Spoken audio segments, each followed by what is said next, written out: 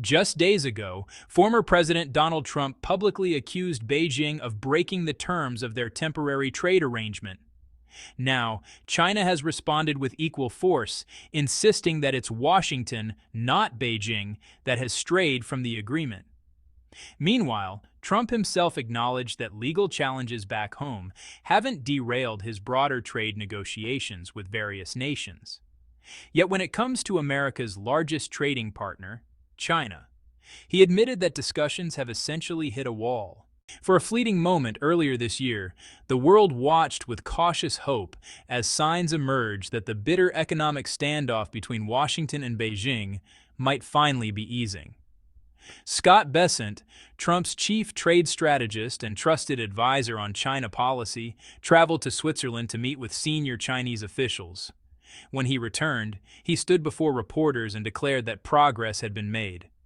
The headlines suggested a breakthrough was imminent, but the reality behind those headlines tells a far more troubling story.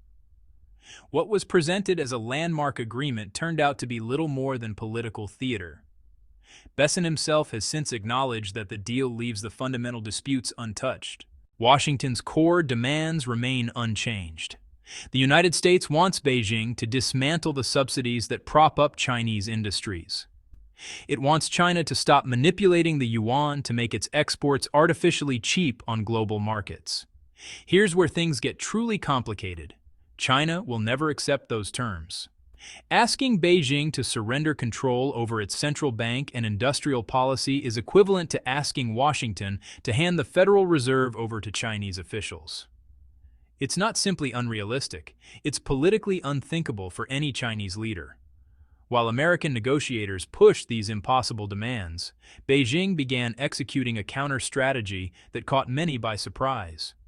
Rather than responding with mirror tariffs alone, China started quietly offloading its massive holdings of U.S. Treasury bonds. The effects are now rippling through global financial markets. Investors are growing anxious. Fears of inflation are mounting.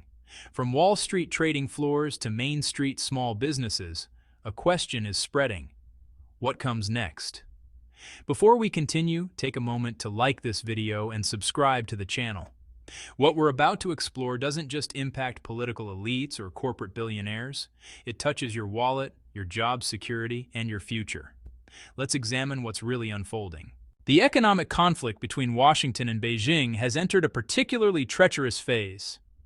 Although the United States has modestly reduced certain tariff rates, it has simultaneously rolled out aggressive restrictions that prevent China from accessing critical American technologies. These measures target advanced software used in semiconductor design and specialized chemicals essential for manufacturing cutting-edge electronics. The strategic goal is to slow China's rise in artificial intelligence, quantum computing, and other frontier technologies that will define economic power in the coming decades. Trump has been direct in his criticism, claiming that Chinese authorities have abandoned their commitments. They violated a major component of our arrangement, he stated recently. If you read my full statement, you'll see I was actually quite diplomatic with them. I offered them help when they were struggling with a massive business disruption. At the same time, Secretary of State Marco Rubio has urged the administration to revoke visas for Chinese students, particularly those enrolled in programs related to science, technology, engineering, and mathematics. Rubio frames this as a national security imperative, but the potential consequences of such a policy extend far beyond security concerns and could ultimately undermine America's own competitive advantages. Chinese nationals represent a significant portion of the STEM talent pool at American universities. During the 2023 to 2024 academic year alone, more than 275,000 Chinese students were enrolled in U.S. institutions.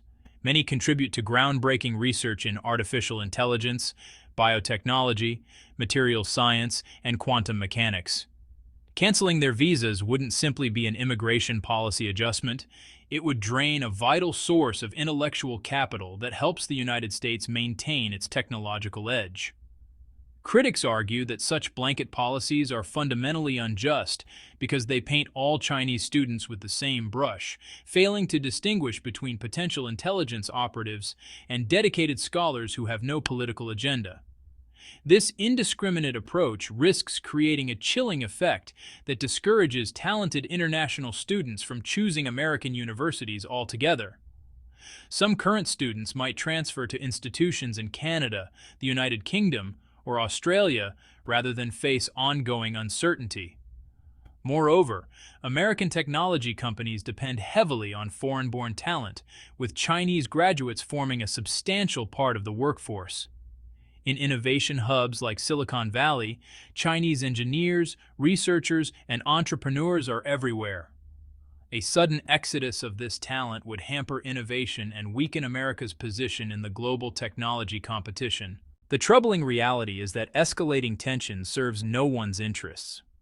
For a brief period, there was genuine optimism that diplomacy might prevail. Now those hopes are evaporating as negotiations crumble. Even Scott Bessent, the U.S. Treasury Secretary, has conceded that talks have stalled. President Trump and President Xi Jinping haven't engaged in direct dialogue for an extended period. As Bessent put it, this is going to require both leaders to weigh in with each other. They have a very good relationship. But without that high-level engagement, meaningful progress seems increasingly unlikely. Legal chaos at home. Complicating matters further, American courts have injected fresh uncertainty into trade policy. The Court of International Trade in New York initially issued a sweeping injunction that prevented President Trump from imposing tariffs on any nation. Shortly after, a higher court contradicted that decision, temporarily reinstating Trump's tariff authority. The lower court had ruled that the president overstepped his constitutional authority by declaring a national emergency to bypass congressional approval. With the appellate court reversing that judgment, a fierce debate has reignited over how much unilateral power a president should wield in shaping trade policy. While these legal battles play out in American courtrooms, negotiations with China remain frozen. Despite confident public statements from government officials, private conversations reveal a different mood. Optimism has faded. Behind closed doors, officials acknowledge that progress has ground to a halt. Meetings remain scheduled, but the messaging from the White House is vague and noncommittal. One of the most perplexing aspects of this stalemate is the ambiguity surrounding Trump's actual objectives. His own advisors have suggested that substantive talks with China won't resume until the president clarifies exactly what he wants. A critical flashpoint involves China's ongoing restrictions on rare earth element exports. These materials are, honestly, indispensable for manufacturing everything from smartphones and electric vehicles to advanced military systems. Despite the agreement signed in May, where the United States reduced tariffs on Chinese goods to 30% and China lowered its tariffs to 10%, Beijing has maintained tight controls over rare earth exports. Washington views this as a clear violation of the spirit, if not the letter, of the agreement. China, however, counters that the United States has also failed to uphold its commitments. From Beijing's perspective, American export controls and investment restrictions targeting Chinese technology firms represent a breach of trust that undermines the entire framework of cooperation both sides claim to support. In response to China's rare earth strategy, the United States is working to reduce its dependence on Chinese supplies by accelerating domestic mining projects and forging partnerships with other countries that possess these resources. But developing alternative supply chains is a slow, expensive process.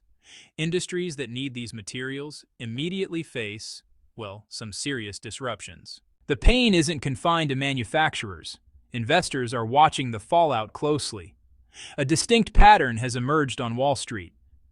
Every time Trump announces new tariffs, markets tumble. When he softens his stance, they recover. This cycle has become so predictable that traders have coined a kind of cynical term for it, the tack trade, meaning Trump always chickens. It reflects a widespread belief that the president tends to make aggressive threats but ultimately retreats when faced with serious economic consequences. While some investors profit from this volatility, the phenomenon reveals a deeper problem. American trade policy has become, frankly, dangerously erratic and difficult to predict. Experts worry that awareness of this mocking nickname might actually provoke Trump to double down on harsh tariffs to prove his critics wrong. Meanwhile, Trump has pushed steel tariffs even higher. Some imports now face duties reaching 50%, triggering alarm bells in capitals across Europe and Asia. The United States imports enormous quantities of steel annually to support industries ranging from construction and automotive manufacturing to infrastructure development. Major steel exporters to the U.S. include Canada, Brazil, South Korea, Germany, and Italy. Combined, these nations supply millions of tons worth billions of dollars every year. Higher tariffs make their steel more expensive for American buyers, threatening their industries with lost sales and potential job cuts. The European Union, which exports significant volumes of steel to America, has launched emergency consultations with Washington to diffuse tensions. Simultaneously, Brussels is preparing retaliatory tariffs targeting American agricultural products, automobiles, and luxury goods. This tit-for-tat escalation could spiral into broader trade barriers that damage both American and European economies. But the damage extends beyond international trade.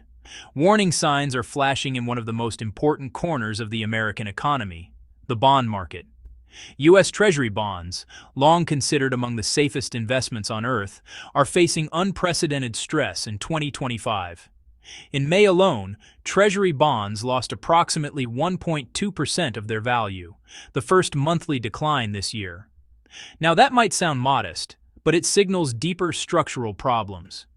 Since 2020, investors holding government bonds have suffered cumulative losses exceeding 7% as inflation persists, and interest rates continue climbing.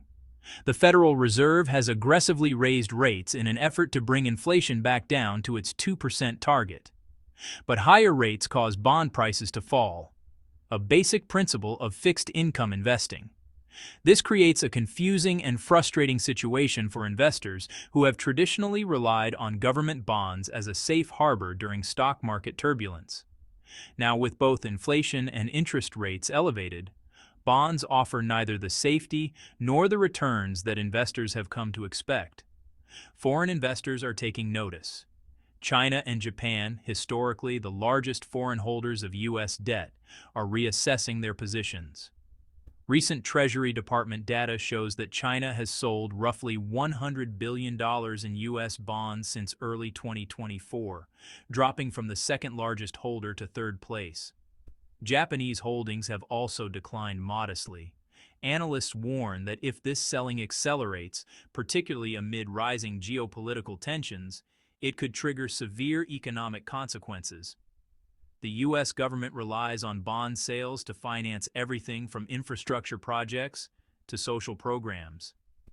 If foreign demand weakens, Washington will have to offer higher interest rates to attract buyers.